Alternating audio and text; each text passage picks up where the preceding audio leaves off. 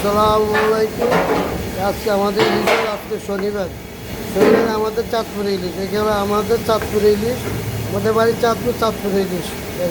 প্রতি শনিবার ইলিশ হয়, ভালো ইলিশ।